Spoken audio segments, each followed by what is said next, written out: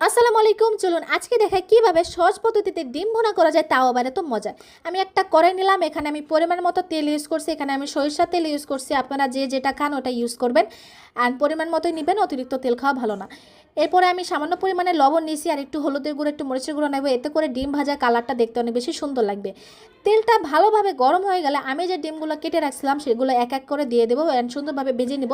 ততক্ষণ পর্যন্ত ভাজবো যতক্ষণ পর্যন্ত ডিমের সুন্দর একটা কালার আসে। আর রান্না করে থাকলে শরীরে ডিহাইড্রেশন হতে পারে, তাই পানি খাওয়াটা অনেক বেশি ইম্পর্টেন্ট। ডিমগুলো যদি সুন্দরভাবে ভাজা হয়ে যায়, তারপরে ওই তেলের মধ্যে আমি কাঁচা পেঁয়াজ আর মরিচ দিয়ে দেবো।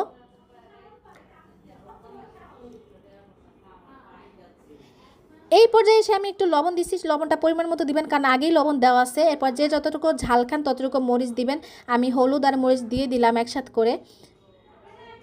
এরপরে আমি মশলাটা কষানোর জন্য এখানে পানি ইউজ করছি। একটু ভালোভাবে মশলাটা পানির সাথে মিক্স করে নিয়ে এই পর্যায়ে এসে আমি একটু কাঁচা পেঁয়াজ আর একটু মরিচ দিয়ে দেবো।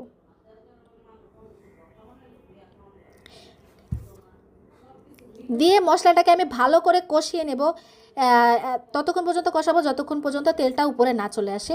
এবার কষানো সুন্দরভাবে হয়ে গেলে আমি যে ডিমগুলো ভেজে রেখেছিলাম সেগুলো এক এক করে সুন্দরভাবে মশলার উপরে আমি সাজিয়ে দিয়ে দেবো।